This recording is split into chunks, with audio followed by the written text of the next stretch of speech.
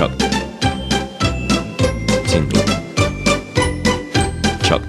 Tingle. Chuck. Tingle.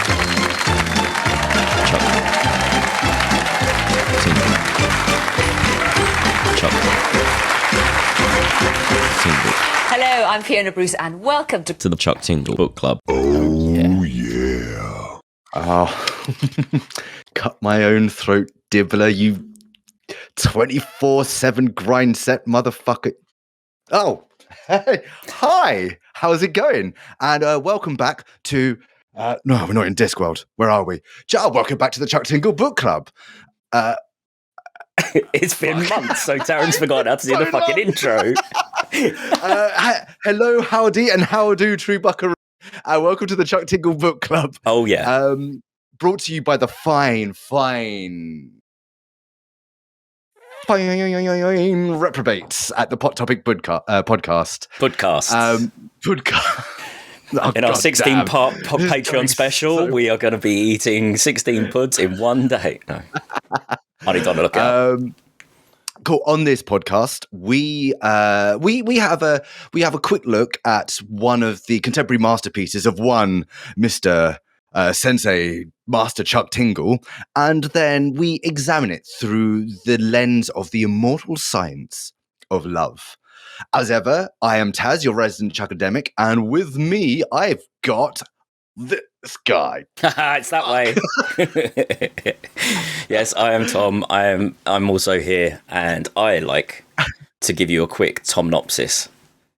And it's been so long. Let's hope we remember how to do all this shit. So today's book, living inside my own butt for 8 years, starting a business and turning a profit through common sense, reinvestment, and strategic target marketing.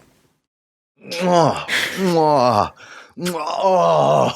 that is not one of the most tingle fucking titles we've ever had. Anyway, yeah. It's a thing of boobies. Well, not in this case, actually. No. Booties. Right, we good to go? Yes, do it, man. All right. So we join Travis as he's blindsided a poor barista with a story of how he was blindsided by an uninsured truck driver and has landed a $5 million medical bill, or as I wrote it, media bill, which would have been really confusing. Yeah. Just got to media blitz the landscape. Crowdfund my recovery. Off to a good start. Good thing the barista wasn't really listening, so doesn't offer any advice.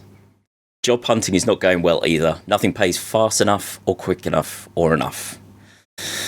As the coffee shop is about to close, a mysterious green-suited man covered in dollar signs walks up to the barista, chucks a load of crisp hundreds at him, in a kind of cafe lock-in kind of ensues. The dude orders 4 imported 8% chocolate milks, just so he can pour 3 of them into a bin, almost to assert his extreme wealth, and then he tips the barista with a car. Oh, you know that's coming up later. Know that's coming up later. Absolutely. There'll be a lot of things coming up later. It's Chuck Tingle after all. Not wanting to look this potential gift horse in the arse as he exits the coffee shop, Travis runs after him. Sorry, I had to get that one in there. Travis runs after him as the Green Man's helicopter is arriving. Travis begs to know his secret of his wealth and is told that Travis is sitting on a gold mine and invites Travis into the chopper. Once inside, Travis is amazed to find himself in an opulent living quarters of Sir Barkno Shibboley, or Barco for short. Shibboley, isn't it? Shibboley, yeah. Barkno Shibboley the third? Yes, let's go with that. I didn't write that one down. Barco divulges his secret in the most tingle way possible, in what I like to refer to as the perfect example of a tingle exposition logic gate, or perhaps we call it a tingle's razor. It might be more suitable. I'll let you be the judge. Basically, this is a rule that I've noticed in quite a few of his books where, okay, let's put it in like programming logic. So if statement equals ludicrous, but is self-evident, then accept statement as fact and get on with the bloody story. Fair enough. Yeah. Bish bash bosh, done. No explanation. Oh yeah, that doesn't make any logical sense. It doesn't matter. It's internal logic to the story. So, there's a very internal aspect to this particular logic. yeah, absolutely. And here it is for an example. Did you know the most profitable place to run a business inside your body is inside the body of a handsome man? Specifically, in the inside of your butthole.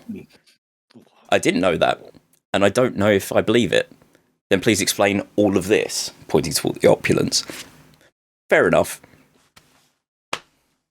He literally said, he goes, explain why I'm rich. Oh yeah, fair. Yeah, good point. All right. I'm telling you how I done this, and it's inside the body of a young man.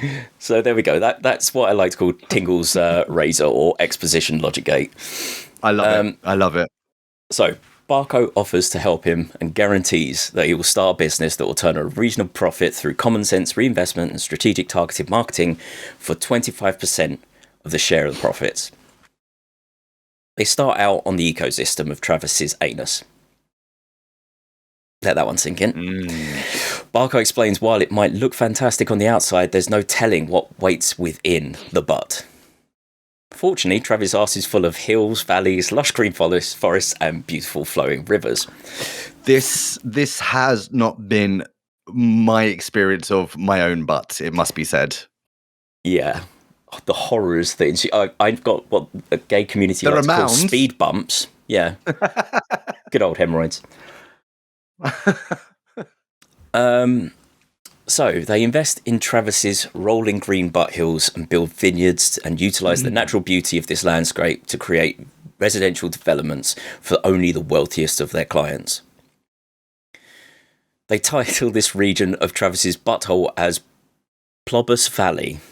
Plobus Valley? Let's go with Plobus Valley. I read it as Plobus. Yeah, that might be Rick and Morty kind of having a bit of effect on us there.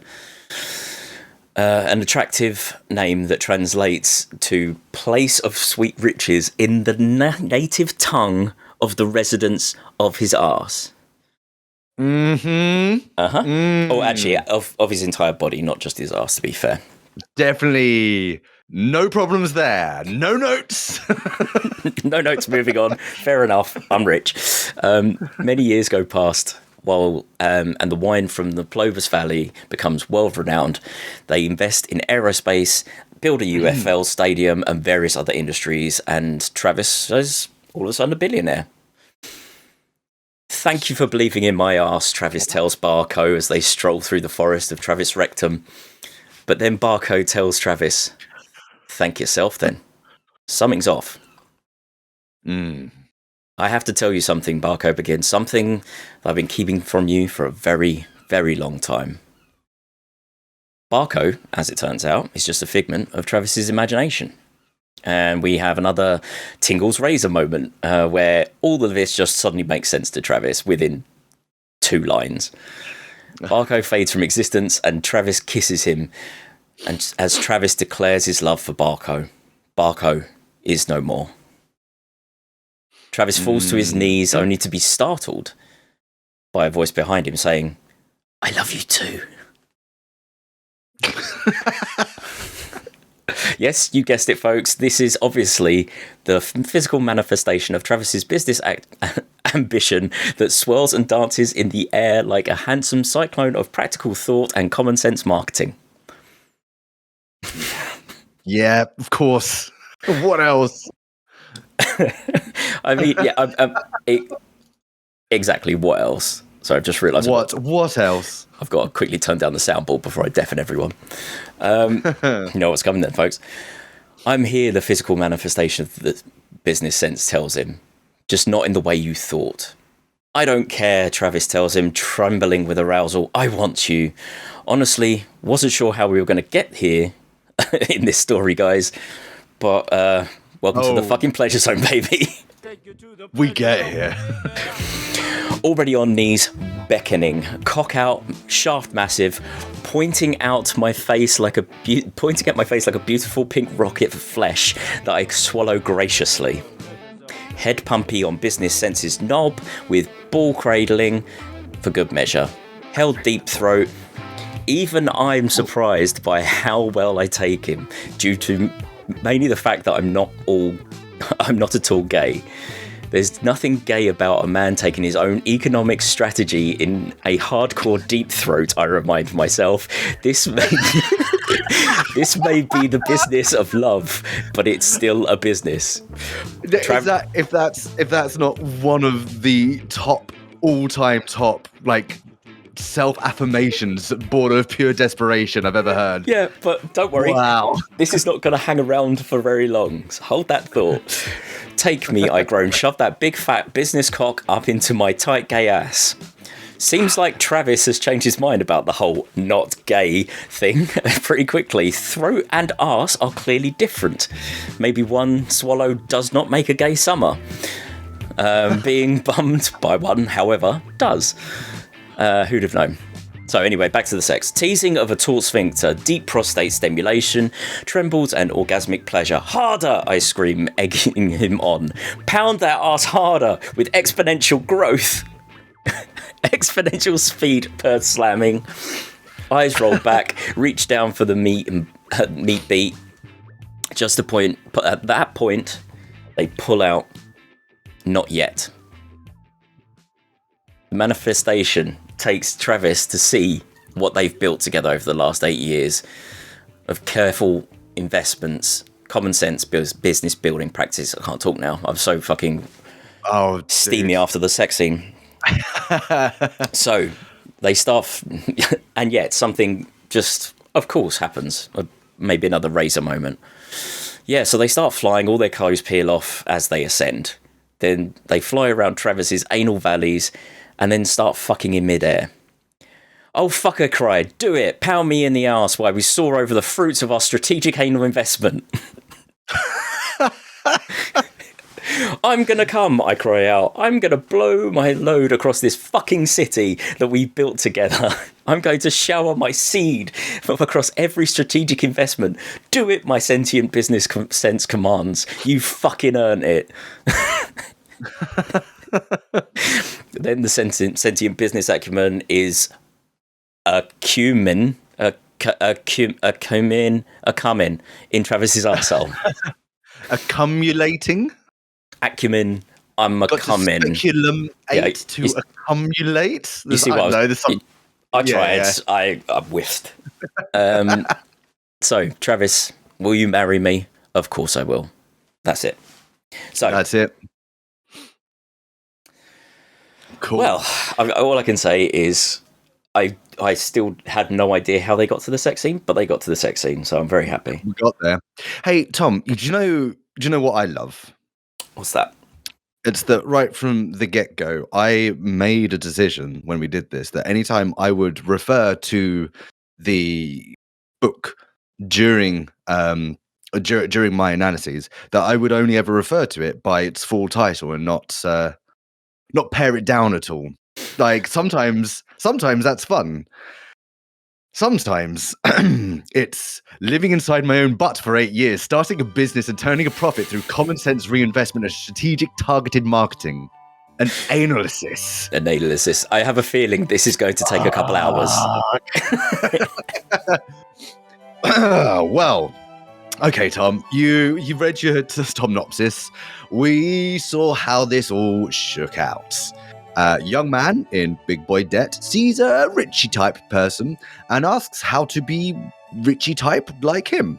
Moneybags is all like, fuck it, you got an ass, let's get to work.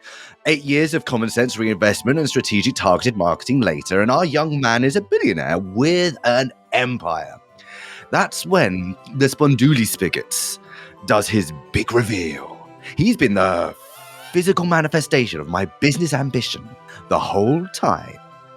So, you see, the success of the past 8 years had all come from the Chucktagonist and the Chucktagonist alone. That's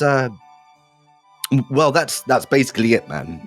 We could dance around the details for a few thousand words if you really wanted to. But reading this Tinker on this level will all come back to this being a story about how we all have immense potential that's just waiting to be tapped and brought to bear. And yeah, that's fucking beautiful, man. Knowing we all carry that in us, I'd say that proves love for sure. And not just any love either, but the most fundamental love. The foundational love upon which all other love is built. The recognition and love of one's own self-worth. In that sense, then, it's rather fitting that this is the bonus tingler for pounded in the butt by the sentient physical manifestation of Valentine's Day. In that story, the protagonist grieves, starts in something of a crisis, is tricked into taking himself out on an enjoyable self-date, and loosens up enough to embrace Valentine's Day. In today's tingler, our protagonist starts in severe debt, spends 8 years building an empire with someone, only to find out he was doing it all by himself the whole time, which is nice. You know, it's nice. Self-love proves love is real, which is, yeah, it's nice. Yeah. So I mean, that's it for living inside my own butt for 8 years, starting a business and turning a profit through common sense reinvestment and strategic targeted marketing and analysis. Fair enough. What do you think? I mean, I'm glad that we got to the point, and I'd like to say you can join us on pottobitpodcast.com. He's got props. Yeah, that's the thing. Yes, you read it on a level, and that's all nice and dandy. It is, as I said, nice. But it's time, Tom. It's time to do some motherfucking science. Science can't. Living inside my own butt for 8 years, starting a business and turning a profit through common sense reinvestment and strategic targeted marketing. A conservative fantasy satire. So, let's take another quick run at this story. We start with our protagonist, Travis. A nice everyman kind of name for a nice everyman kind of character. And Travis, see, he's kind of down on his luck. Like way flipping down on his luck. To put it in his words, and I quote, "The driver who hit me was uninsured, and I'm not wealthy enough to afford health insurance by myself. I suddenly discovered that I was a struggling student with $5 million worth of hospital bills to my name." But Travis doesn't let a piffling concern like having a debt value of 3 to 5 times more than most people earn in a lifetime getting down. No, he does what this tingler says on the damn tin. He spends 8 years up his own ass, where he starts a company and starts turning a profit through reinvestment and marketing and corporate synergy and economic strategy and bottom lines and all that other business hoodoo flim-flammery. He does it all, baby. Founds a whole damn city, the Plobus Valley, and in doing so becomes a dang billionaire, friends. He is the American dream. You want to know how he did it? Well, you heard me. The man was down on his luck, and he just pulled himself up by his little bootstrappies and became a self-made man. The American dream, baby. Just like that. So let's have a propaganda at that big juicy burger of American idealism, shall we? Starting with the means by which one can pull themselves out of the muck and become the high muckamuck. It's something we all have. The only thing we need to start our journey of upward social mobility. Your bootstraps. To clarify, there is a phrase that often does the rounds in political and economic circles: to pull yourself up by your bootstraps. It's an idiom that has come to mean that one need only rely on themselves and their own wherewithal in order to start rising. In short, it suggests that the individual who wants anything more from life needs simply work that bit harder to get it. It's really that simple. Hey, just off at the top of my head now, let's say you want a Koenigsegg Jesko Absolute in cobalt blue. That's fine. Just work a little harder, do the time, get that money, and boom. You can have all the Koenigsegg Jesko Absolutes in cobalt blue you want. That's fine. So long as you're willing to put the effort in, go with God, my child. Or hey, maybe you're a bit more modest. Maybe you just want enough food for you and your family and maybe a little left over for a nice Christmas. That's fine. Just work a little harder, do the time, get that money, and boom, everybody gets fed. And look, some magical smiling faces on Christmas morn. It's so simple. How do people not get this? Or what? You want to cover the basic cost of living, be your elderly relative's full-time carer, and buy your insulin? That's fine. Just work a little harder, do the time, get that money, and what's that? What are you talking about? Nobody cares that your feet are rotting off or that you're so-called diabetic comas, all right? Stop making excuses, stop complaining, and just pull yourself up by your bootstraps, okay? So, yeah. Exit conservative mindset. So, yeah, you can see how a bootstraps might appeal to those with a laissez-faire political and economic ideology. That is, those who are for a small non-interventional government that doesn't concern itself with things like regulations, welfare, taxes, or, anything else that might get in the way of the hard-working man and his bootstraps. They're the sorts of beliefs central to conservatives and, the libertarian right, such as it is. And that's what we get here. That's what we got here, rather. We got ourselves a little bootstrappy tingler. As we know, Travis started out with nothing. Less than nothing even. Several average lifetimes less than nothing. All he had was himself, and all he got was one piece of advice. I quote, "Did you know that the most profitable place to run a business is inside the body of a handsome man?" Barco questions. Specifically, inside of his butthole. With that, Travis gets to hustling, and boom! He's paid off his debts within 2 years, and within 8, he's a billionaire. Oh! Anyway, here's what writer John Swansburg has to say about this very cool, super rational, and utterly bulletproof concept. Again, quoting John Swansburg. "The very language we use to describe the self-made ideal has these fault lines embedded within. To pull yourself up by your bootstraps is to succeed by dint of your own efforts. But that's a modern corruption of the phrase's original meaning. It's used to describe a quixotic attempt to achieve an impossibility, not a feat of self-reliance. You can't pull yourself up by your bootstraps any more than you can by your shoelaces. Try it." The phrase's first known usage comes from a sarcastic 1834 account of a crackpot inventor's attempt to build a perpetual motion machine. That quote was taken from Swansburg's book, The Self-Made Man, which brings us neatly to our next concept to examine. The self-made man. Wow, I've just written that several times. Who fucking writes this shit? Anyway. The idea of the self-made man is that basically said man's making is down to himself and himself alone. Of course, the idea of a truly self-made man is, well, it's obviously ludicrous. Unless, of course, you can prove that you paid and provided for your own upbringing and for the food, education, road, water, and power infrastructure that facilitated it. As I guess, as kind of the same for anyone you employ, and everyone that has some hand in supporting those employees, and I guess also for anyone who supported those employees, and so on and so on. And dear sweet Chuck, I did not expect to be looking down the barrel of a first cause argument at this point in a Chuck Tingle. Anyway, if you can say all of that, then you win. Well done, you self-made man, you win. Strange, then, that despite all of the above, the self-made ideal is one that pops up quite a lot. The stated end of bootstraps is becoming a self-made man.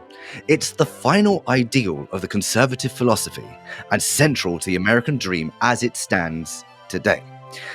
But let's not bog ourselves down with any first cause paradoxes, eh? Let's just have a look at self-made Travis and some real-world examples. As far as Travis is concerned, sure, he meets a handsome billionaire called Sir Barco Shibari, who gave him some sound advice about handsome man buttholes being the most profitable places to run a business. But other than that, and I quote, "Fortunately, my new financial mentor has faith in me, taking this initial investment upon himself as we work from the ground up." And again, I don't know what I'd do without him. And I'd be lying if I said this first year of crashing at his luxurious complex was much of a hardship.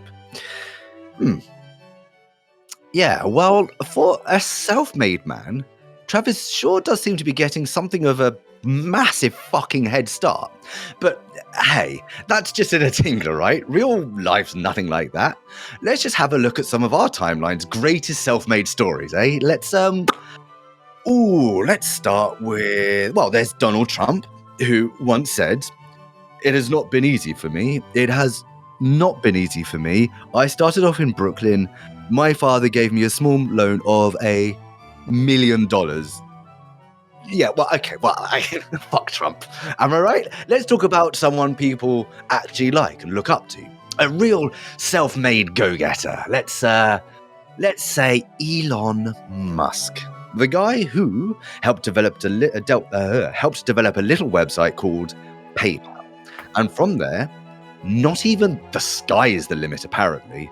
Except, of course, that, and quoting here, a teenage Elon Musk once casually sold his father's emeralds to Tiffany Co. while his dad was sleeping. I didn't need to rip that quote, by the way. It's the actual title of a 2018 Business Insider article. You can find the link down in the Flippity Gibbet. But I'm sure the fact that Musk's family owns an emerald mine in Zambia has had almost little to no impact on his access and consequent likelihoods to succeed. But let's just quick now. Let's move on, eh? Bill Gates. Now, there's a man who didn't start off with a software company so flipping hard, he basically invented the concept of software companies to compensate. Now, look at him, the little scamp.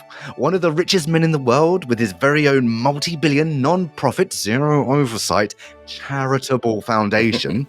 Self-made. You know, if you're prepared to overlook certain things, like, for instance, even his Wikipedia page will tell you that his father was a prominent lawyer and his family had enough money to send Lil Billy to a school that, I shit thee not, a school whose rummage sale raised enough money to buy an electromechanical teleprinter and access time to an actual computer in 1969. Mm-hmm. So, yeah, it does seem like a lot of these self-made men had pretty considerable head starts on their way to making themselves. Like there were a whole lot of obstacles that they never even had to consider, that others would first have to stumble over or through in order to even get to their starting line in sight. But you might say, but hold on. Travis is different, right? Travis actually is a self-made man because, and you might quote indeed, every piece of information that I had learned from Barco had actually come from somewhere deep down within my subconscious. Yeah, that. The third act twist in which we learn that Barco isn't actually a wealthy billionaire at all, but, and I quote, a physical manifestation of my business ambition that swirls and dances in the air like a handsome cyclone, practical thoughts and common sense marketing. So it did, in fact, all come from Travis. Barco gave him nothing because Barco was a part of Travis all along. Ipso facto, Travis is indeed a self-made man. Quick cue, if Barco doesn't exist independently of Travis, what about his, and I quote, his home in the Hollywood Hills?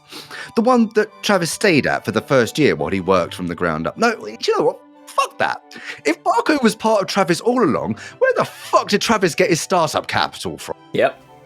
No, let's trace this for a second. Okay, no, we could do this. Travis, who had nothing, several average lifetimes less than nothing, he gave himself the something he needed to get started and create all of the everything he has. So, no, I feel a fucking self-caused migraine coming on again. Let's drop that bullshit and crack on. So, we have established that the bootstrap stuff is patently absurd. And the self-made man stuff is, at best, pushing a strategically incomplete story, and at worst, a brain-searing paradox. And by all that is good and Tingle, I haven't even gotten to the luck aspect yet. Quote, immediately, I'm hit with the realization that this is a once-in-a-lifetime moment, my path crossing with financial greatness at a time when I need it most. There, that's Travis's luck. That's the moment where you're in the right place at the right time and you're ready to take your shot. But we don't talk about luck and success as a rule, mostly because when we have it, our ego-greedy little lizard brains will attribute the windfalls of good luck to its own action, and the sufferance of bad luck to outside factors. In psychology, they call this particular little cognitive nugget a self-serving bias. I encourage you to look it up, but for now, this part of the analysis has already gone on for way too long. The point is, when you really examine the events underpinning Travis's rise to wealth, it all becomes a bit nonsensical. In it, we get to see laid bare the lunacy of conservative ideology as manifested in their conception of the American dream and self-made men. In other words, what you get is a pretty dang good satire. Whew, Christ, that's a chill on that one, wasn't it? I'm so glad that you went down this, because, right, are we partway through the analysis or are we through the analysis? Oh, no, there's more. Okay, good. We're just having a chapter break. Good. I can interject a bit. Yeah. So I'm glad you brought up the impossibility of this whole self-made man thing, because the entire time I'm reading this book, I'm like, okay, so is Tingle trying to satirize Fight Club and the film Looper by smashing them together? This self-made man, he's gone back in time. He's now partly himself because he has money to invest in himself with a figment of his own imagination. So basically, as soon as my brain did that, all I saw during the sex scene was Ed Norton being fucked by Brad Pitt. The entire that scans actually. Yeah. Do you know what? Actually, looking at the cover, they're not a million miles away, are they? This is the first time I've actually properly looked at the cover. Okay, my mind was right. Also, I can't believe you didn't bring up the fact, when we were talking about the self-made man thing, when you were, the recent quote from Kim Kardashian, which is just phenomenal. Just people nowadays just don't work hard enough. Oh yes, yeah. Says the wealthy heiress. Yeah, exactly. So yeah, there we go. What else of my notes? I think we're good. Oh, cool. Well, in that case, then it is time for living inside my own butt for 8 years, starting a business and turning a profit through common sense reinvestment and strategic targeted marketing. An anti-capitalist screed? Okay. Right. So, screed might be over squeezing the banana a little bit here, but bear with me on this one. We have more ground yet to cover. First off, can we talk about what an obvious piece of shit Barco is? Dude wanders into a coffee shop after it has stopped serving and, well, I'm going to string 3 quotes together here to make my point. And I quote, the man who entered steps up to the counter and throws a fistful of money into the barrister's face. Looking very sharp in a green velvet suit and matching top hat that are both covered in dollar signs, he is wealth personified, a perfectly groomed gentleman holding a golden cane that is topped with a dollar sign. The rich man takes his drinks and pours 3 of them into the garbage, asserting his wealth and dominance, and then sips carefully from the last. This is very good, the rich man remarks with a smile. Your tip is parked out back. The keys are in the ignition. Why did you do that in the change places voice? Because there is no way he sounds like any fucking else. Are you kidding me? So, I'm coming. Sorry. Okay, so, based on those 3 quotes, what a colossal cock he is.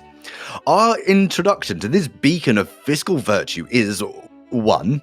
Literally assaults a member of the public. 2. His presentation and every action are designed to communicate wealth and power above anything else. 3. His every approach involves literally or figuratively throwing money at the situation, be it to get attention or to say thanks.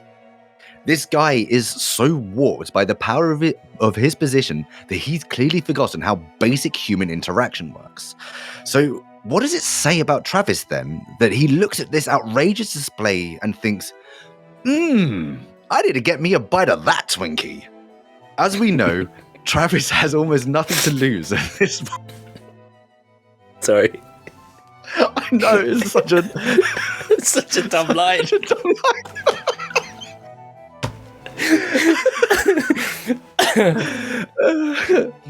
Okay. As we know, Travis has almost nothing to lose at this point. So he approaches Barco, and we get to see another flash of the billionaire's true colors. And I quote, "In this moment, something confusing happens. The man's gaze is furious at first, but his eyes move down my toned body. As they move down my toned body, they begin to change, flooding with a deep emotion and reverence." To sum up, we start with an impudent commoner, Travis, who has the temerity to approach hyper-wealthy Barco completely unbidden. Barco is furious at this at first. Of course he is. His time and attention isn't there to be scrumped by any old riffraff. No, this is the wrong way round completely. The commoner's time and attention is supposed to be there for the use and whims of the wealthy. But Barco's reaction shifts as he looks over this interlope. It's almost as though he realizes, now here is something I can exploit. Time to change tack. Travis has some potential value to this man. So, simple as that, he's in. Travis has met the monster. Now it's time to become the monster. What do all monsters have in common? They take and they consume. Let's talk about Travis's butthole next. First up... Speaking about taking and consuming. First up, this being the Tingleverse, a butthole isn't necessarily just a port to pleasure or an opening to the lower GI tract. They can also be doors to other timelines, as is the case here. The timelines, as is their way, are infinite. So who knows what you might find on the other side of a butthole? I quote, "Fortunately, what we find is a stunning collection of hills and lush valleys, a gorgeous landscape covered in lush green forests and beautiful flowing rivers.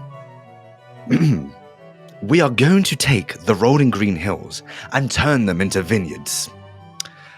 We plan on using the natural beauty of this landscape to our advantage, turning it into an exclusive residential development for only the wealthiest of clients." To recap, the capitalist finds an unblemished area of natural beauty, and what do? With one natural biome, they replace it entirely with a monoculture, an elegant and complex ecology replaced with grapes and pesticides. With the rest of it, they're happy enough to plunk some expensive housing developments in the middle of it all, accessible only to those with the money to afford. I mean, sure, affordable housing is always in heavy demand and could be built and sold quite easily, especially on real estate that hasn't yet had its prices grossly inflated by landlords and Airbnb and the like. But yeah, you know what really makes that money? It's that premium bracket, baby. But hey, this is all in Travis's butt, right? This is his land, man, so he has no obligation to do this or that with it. It's his to do with as he pleases, to define as he please, to name as he please. I quote, "We name this particular region of my butthole Plobus Valley, an attractive name that means place of sweet riches in the language of the natives who inhabit my body." Natives. We knew we'd be back here, folks. So the land may not even belong to Travis at all. In fact, I dare say it almost certainly does. A land of lush hills, valleys, forests, and rivers, I'd wager, is probably exactly the sort of place that natives would prefer to live in. I mean, I'm not sure. I'm obviously extrapolating from the text, but can we add colonization to the capitalist checklist here? Because it sure feels like we're doing a colonization. Anyway, the whole place gets development out of the wazoo. We're talking an arts district, a stadium, aerospace infrastructure, the whole 9 billion yards. And I quote, "The city below is absolutely thriving. 8 years of work on display. Even though it is late, the men and women who inhabit my butthole are still hard at work in their jobs of choice, making well-compensated overtime and happy to do it." So, I just wanted to address this real quick, because it does sound good and nice, doesn't it? The people being happy to do well-compensated overtime at their chosen jobs is good, and it's nice. Travis certainly paints a lovely picture of the scene, but I may be being a little bit nitpicky here, but it is late in the night, and it is the men and women who inhabit the butthole who are still hard at work. Not some of them, or even just the few go-getters or crunch time stragglers.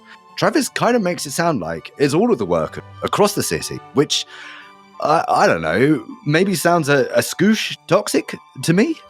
And also, bear in mind that though Travis says the workers are being well compensated and are happy to do it, he is a billionaire by this point. And if he's anything like the piece of shit billionaire that walked into that coffee house 8 years ago, I'm not sure how much we can trust his perspective on. Anyway, nitpicks aside, let's get on to the sex, because obviously there can't be anything weird and grody about that. The sex happens after Barco reveals himself. Quoting, "I am a figment of your imagination," the man explains. "In fact, we're the same person."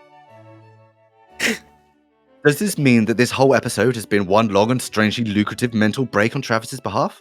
I don't know. It might help explain why we still have absolutely no fucking idea where he got his startup capital from. But that's not an angle I'm particularly well equipped to explore. Instead, I want to draw attention to the impact this revelation has on Travis, because I think this might be the final dying spasms of his humanity before the power and wealth finally take over his psyche. And I quote, "Over the last 8 years, we have created such beauty here, but with no partner to enjoy it with, the landscape seems bland and colourless." This moment of introspection is interesting. It's almost like Travis realizes that the money and success are just diaphanous abstractions, that what gave the whole endeavor meaning was the human connection between himself and Barco. This wasn't just about money. This was their project, a symbol of their lives together. And without Barco, without that connection, it's drained of its vibrancy, of its beauty, and its life. Without Barco, it all just is. Not to worry though, Barco remanifests as the embodiment of Travis's own business ambition and fucks him to completion. Here's the telling part of the transformation that's just occurred. We go from a sudden mourning at the loss of companionship and the meaning it brings to life to, and I quote, "Pound me up the arse while we soar over the fruits of my strategic anal investment." Travis's pleasure here is coming from his ambition, and what he finds arousing are the results of that ambition. He no longer needs plebeian human connection. He's created an ouroboros of orgiastic, capitalistic gratification. He undergoes an apotheosis, becoming more than mere man. It's a process that completes as he does. And I quote, "I force them to stay open," his eyes, "to view the beautiful pearly rain of my cum as it splatters down across the city below. Rope after white-hot rope ejects from the head of my shaft, tumbling down and blessing my investments." A whole city of people just douse in his gonadal sacrament without any choice in. But it's fine. It's fine because his seed is a blessing, and blessings bring good things to those who receive them, right? Right? Oh, to be worthy of the enlightened erectile effulgence, glory be! And I quote, Travis, will you wrong voice. Travis, will you marry me? My own sentient investment strategy asks. Of course I will, I tell him. Of course I will. There you go. Now we've had both of Taryn's voices that you can do. And there it is. Chuck lays out before us the ultimate hubris of the capitalist. To eschew the human divine in favor of itself. Fuck the people. Marry your work and succeed. You will become a piece of shit. You will exploit what isn't yours, but at least you will have wealth and power. And with that wealth and power, you can pursue the only thing that has any value whatsoever. More wealth and more power. All right, quick break before the conclusion. Okay. Okay, well, I think we're up to 6 barks so far. Yeah, this one went. this one I started writing and then it kept happening, Tom. Right. So yeah, a few questions. So yeah. Right, first of all, what happens when he dies, when Travis dies? Where do the people... Is it like an end of world... Is he Gaia? Is he technically Mother Gaia? And when he dies, the world dies? I am unclear. More importantly, what happens when he poops?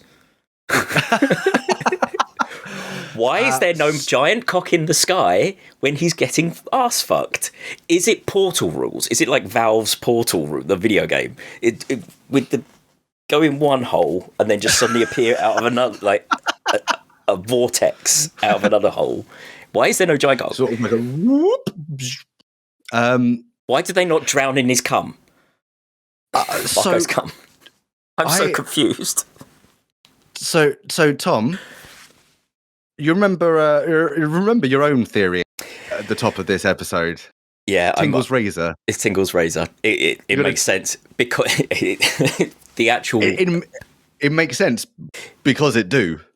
I'll tell you why. Because. Yeah. I mean, do you know what I did? I did go on a diversion trying to put some figuring to this exact question. But the only other book we've dealt with that kind of has this buttholes as portal to another timeline is Living Corn Jane's Corny Pounds Me in the Butt or wherever its title was. I don't know off the top of my head.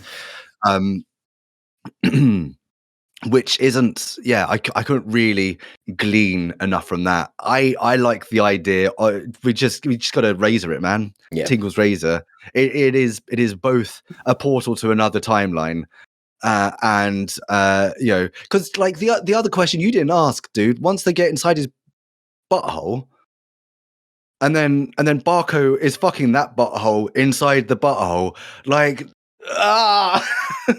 so it makes sense because it do. Yeah, I think that's it. We've just got to ignore the fact all these logic holes. There are a lot of logic holes in this book, but we'll get to that probably in the mathematics. You don't, man. You ignore nothing and accept everything. That's that's what the Tingle do. Yeah, it's gotta take it almost like a Taoist approach to these things. But Taoism. Okay, got you. But Taoism, yeah, exactly. Oh, literally, but Taoism. All right. Conclusion. Yes. Living inside my own butt for 8 years, starting a business and turning a profit through common sense reinvestment and strategic targeted marketing. Is it a story about a young buck down on his luck, learning to love and benefit from his own ambition and drive? Is it a satire of the conservative self-made bootstrapper fantasy? Is it a skewering of the capitalist mindset and the damage it causes to both the capitalists and to those they exploit? Yeah, but it's all of those things. I can't tell you for sure what Chuck knowingly wove into the fabric of this story, what worked its way out of his subconscious as he wrote it, and what elements are simply emergent properties of the concepts that he brought together. But what I can tell you is that it is all three layers we've just discussed. They all exist within this text. To me, the anti-capitalist elements feel like an exposure and working through some deep-seated frustrations. The damaging self-made bootstrapper fantasy is but a symptom of the capitalist mindset and something a lot less nebulous that can be held up and dissected through satire. Satire, which is in itself an act of creating joy from outrage. And then on top of all that, we have the hopeful and plucky rags to riches story of Travis, which teaches us to trust our ambitions and with them find a love for ourselves. For all its obvious absurdities, what we have here is a dense and textured little tingler that seems to start from a wellspring of horror and frustration, and from that, draw out these nuggets of joy and love. Rather than run from the darkness, Tingle gaily skips towards it and shines a light on it to show us that something positive can always be recovered from those depths. And fuck me, if that doesn't prove love, I don't know what does. Nice one, Chuck. Yeah. Done. Woo, man, that was a read. Well done. Well done. We're up to 52 minutes. Crikey on a bikey. It was going to be that way. It was going to be that way. I knew the second I heard a Cody Johnson line out of your mouth of like pulling yourself up by your bootstraps is completely impossible. I was just like, here we go. Yeah. So of course. Awesome. Right. Well, I suppose we should actually talk to a self-made man, shouldn't we? Oh, is there one?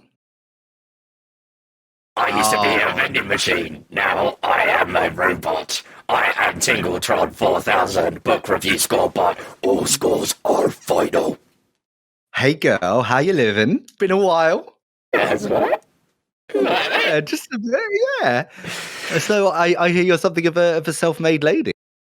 Yeah, Oh, is it just- I used to be a vending machine, and I watched far too much of the internet, and decided I need legs to run away from everything. So, that's how it goes. Yeah, I hear that a lot, man. I hear that is very much how it goes. You watch InfoWars for 10 years straight and not to come out like me. Oh, well, do you know what? Congratulations, because you are freakishly sane in that case. Anyway, I'm going to go back and watch some knowledge fight. Try and undo the damage I've done to myself. Happy listening. Say hey to Dan and Jordan for me. Yeah. Payoff.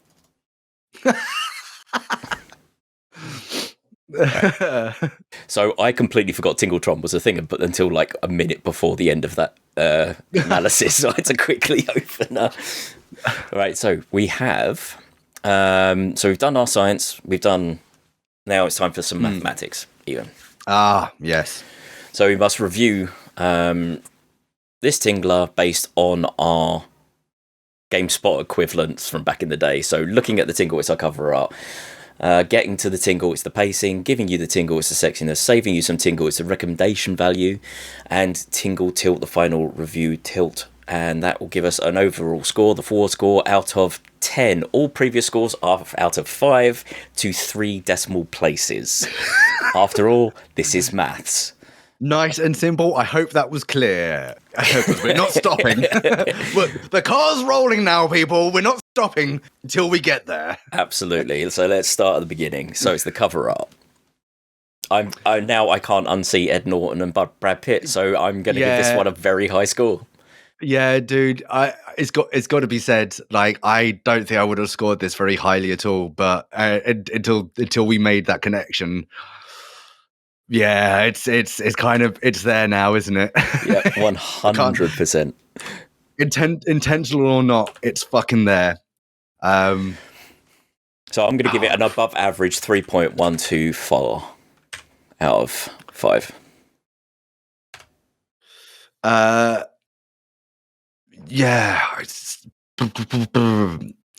yeah. I think that's about right. 3.269. Cool. Out of 5. Yeah. That's not how you do that, Tom. That's not how you calculate a fucking average. There we go. So that's 3.1965 out of 5.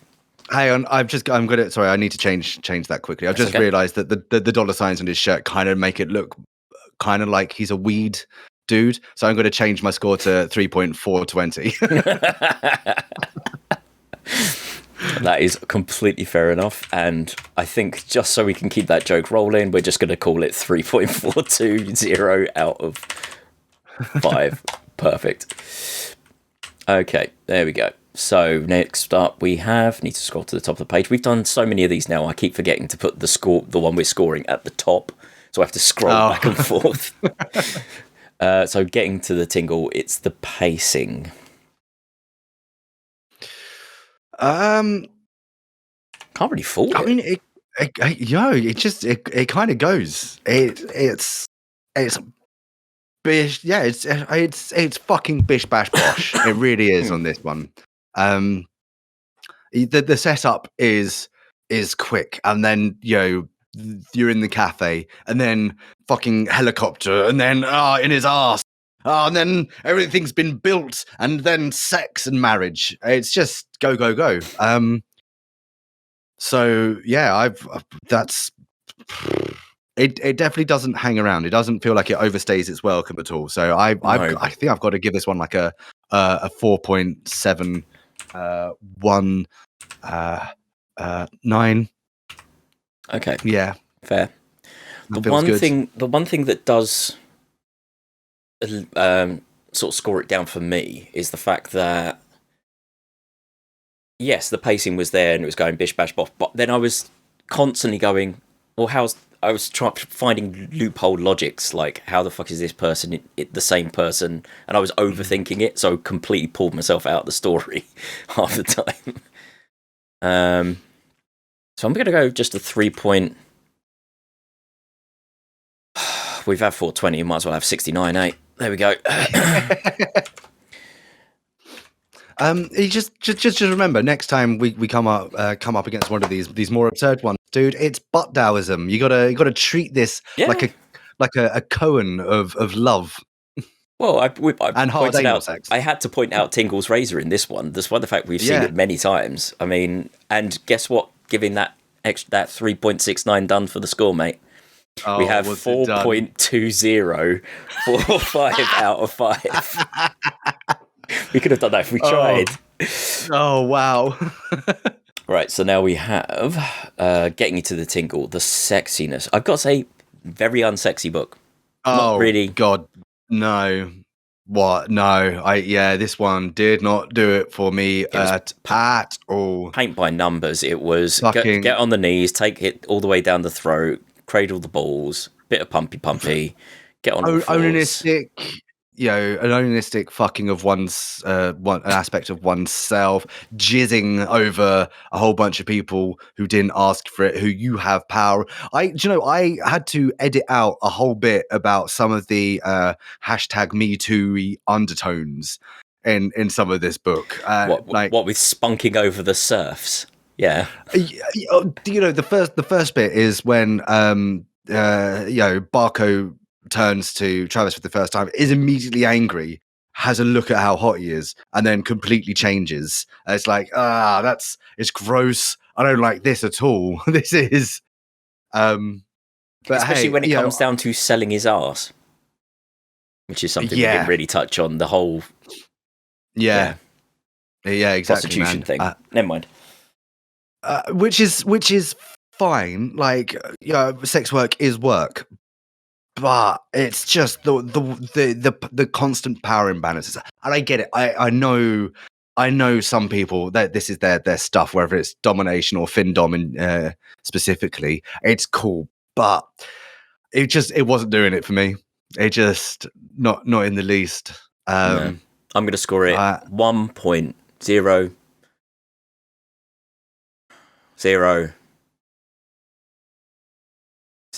out of 5. Oh wow! It was really not very sexy. I mean, I was gonna score it low, but I think that's the lowest we. Now, before we used to do the averages, where we used to decide whole numbers, We did score Vampire Night Bus 1 out of 5. Oh, right, okay. Slammed by the substantial amount of press generated by my book, pounded by the pound, turned gay by my social economic implications of Britain leaving the European Union. We only gave it a 1.5 as well. So we're sort of talking that level of sexiness, which I can see. I didn't see it that quite that off. I was going to go 2.001. Okay, that's perfect. So it's going to be about 1.5, isn't it? We are 1.5005 out of 5. Sorry, just punched the mic. Cool. Right. Next up, we have the recommendation value. So what we traditionally do is how traditionally Tingle this is for new readers, or somewhere in between that and how Tingle fans would find this in comparison with their other books. I mean, if I was talking to someone else who had read some Tingle, loved some Tingle, and I sort of brought this up, and they go, "Oh no, I haven't read that one," my reaction would be, "You haven't read Living Inside My Own Butt for 8 years, starting a business and turning a profit through common sense reinvestment and strategic targeted marketing? My God, you really need to read Living Inside My Own Butt for 8 years, starting a business and turning a profit through common sense reinvestment and strategic targeted marketing, like as soon as possible." It's a good one. It's wild. It's one of the weirder ones, but you need to read it. It's weird, but I think you've pointed out the highlight of the book, and it's on the front cover. It's the most Tingle fucking title ever, but yeah.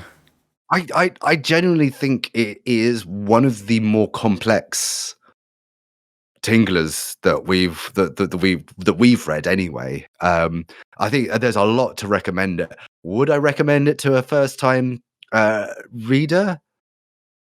Maybe not, but I don't think it'd be too far down the list either. Like if if they kind of got a feel for like the more deeply absurd, the kind of almost more Dadaist stuff, then get on this. Yeah, if you compared this to, say, like turned gay by a living alpha diner,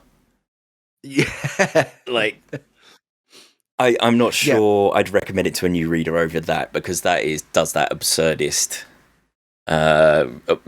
weird sentient thing that should not be sentient. And to be fair, I think we only enjoyed this one so much because we were analysing it. Yes, that might be true. I mean, I think above average recommendation. Yeah, I'd say above average. Yeah, definitely. I think I'm going to go 2 points, 898. Fair enough. So barely above average. Yeah, I think it's the fact I couldn't comfortably recommend it to most newbies. Yeah, I think yeah, I agree though. So I was going to go for about a 2.777. Yeah, I think the lucky sevens, the 777s really. I don't know where I was going with that sentence, so I'll stop it. So that's prosperity. That's the one. 2.8375 out of 5. So finally, the reviewers tilt. I'm gonna say so far it's scoring quite low. I'm happy to bamp the hell out of this one. It's one that like each time I read it, I liked it more. That's true. And I had an awful lot of fun kind of sitting down and untangling just all of the stuff that was in it. So personally, for me, like I think a solid 4.850. Yeah. Whoa, shit me. Yeah, that is high. Yeah, you bring up a very good point. I wasn't going to score this as well as I'm about to, but yeah, the reread value is actually quite high in this one because I read it 3 times, I think. which for me never fucking happens. I usually read it once and write notes, and then that's it. But because we've left it so long, I have actually read this one 3 times. And yeah, the last read through I did, where I had to rewrite my notes, was fucking awesome. So yeah, I'm going to go with a 3.589 out of 5. Oh, okay. So not as high, but still way above average, which gives it a 4.2195 out of 5, which gives us an overall score of 6.4728 out of 10. Yeah, okay. I can see that. Yeah, that's fair. That's Which fair. puts Where does it put us? Where are you? It's around 20th on the list. Let me just double check that's right. Yeah, so it's 20. Yeah, it's exactly 20th on the list of 27 books. So not hugely high. Sandwiched between. Believe it or not. Can I make a? Oh God, what do you think? I this feels in about the same arena as Butt Night Battle Royale. But no, Battle Royale. I think that may have been lower. I can't find it. No, it doesn't matter. Oh no, it's way lower than Battle Royale. Oh, okay. We are, believe it or not, straight underneath the other butt portal book we've already mentioned today. Living Corn, James Corny fired in the butt. And then just above, it's just above, Not Pounded in the Butt by my book, Not Pounded in the Butt by Anything, and That's Okay, and That's Okay. Okay, yeah, sure. I can see that. That feels about right. That feels about right. The system works. Love Numbers the system. Don't lie. Facts don't care about your opinion. Numbers don't lie. But I mean, facts do care about your feelings. Especially if you pull yourself up by the bootstraps. There's a brilliant Zoe B video essay on the fact that facts do in fact care about your feelings. I highly recommend it. Fucking might as well just sling that one in the flippity gibbet as well. There'll be other stuff down there, but Absolutely, you make a note of that. Yep, shall do. But that was the last one we've had for a while, so it's time now to draw from my box of chocolate milk. Our next read is going to be. Come on, baby. Oh no, we've already had this one. Creamed in the Butt by My Handsome Living Corn, which I believe was the bonus tingler after Living Corn, James Corny fired in the butt. It was indeed. We scored it 7.919 out of 10. Oh, okay. What's coming next? Wow, that's the first time we've had a double up. That must have been on the list twice on Wikipedia. Yeah, it's happening again. You Butt Cops Beach Patrol, which was the follow-up to I can't remember. That was ages ago. How have they gotten back in there? They haven't. These are I'm pulling the bonus tinglers from books we've already read. Oh, of course. Okay. Oh, hell yeah. Hell yeah. Mum always said, if you wait for things, good things will happen. And bro, I waited and I got Pharma Bro Pounded in the Butt by T-Rex comedian Bill Murky and a clan of Triceratops rappers trying to get their album back. Hell yeah. Fantastic. I look forward to it. This is an old one. So this is a 2015 book. Nice. So this is pre-Trump. This is kind of some of the more innocent time. But I'm guessing this is a reference to the Martin Shkreli buying the Wu-Tang, the single copy of the Wu-Tang. Yeah, I was trying to work out what it was. Yeah, it's clearly that, isn't it? Oh, this is going to be good. Yep. Oh, banana bread at work, baby. Hell yeah. Hell yeah. All right. Cool. Do you want to do the ready bits that you do? Absolutely. The really bits that I don't read and I try and get out of my brain every time. And it's been months since we last recorded one of these. So you can find us at pottopicpodcast.com. There you can go and listen to our regular podcast, which again, we haven't done for fucking ages. In fact, we did a recording in November and I've still not put it out. Yeah. I need to get around to that. Big old pin in that. We'll see. Yeah, it might be a case we just do the podcast every now and again just for a laugh, but yeah, we will see. So yeah, we can go there and you'll find all the previous book clubs in video format, or you can go to our YouTube channel, which is obviously Pot Topic Podcast. And there we have a bit of like game streaming and a bit of like book clubs and a bit of everything. So yeah, that's it, isn't it? Yeah, cool. So yeah, once again, join us next time where we will be reading Pharma Bro, or rather, we'll be analysing. I suggest you read ahead, so you know exactly what definitely. You're talking about. But we will be analysing Pharma Bro pounded in the butt by the T-Rex comedian Bill Murky and a clan of Triceratops rappers trying to get their album back. So I love the idea of Wu-Tang Clan being Triceratops. Anyway, go on.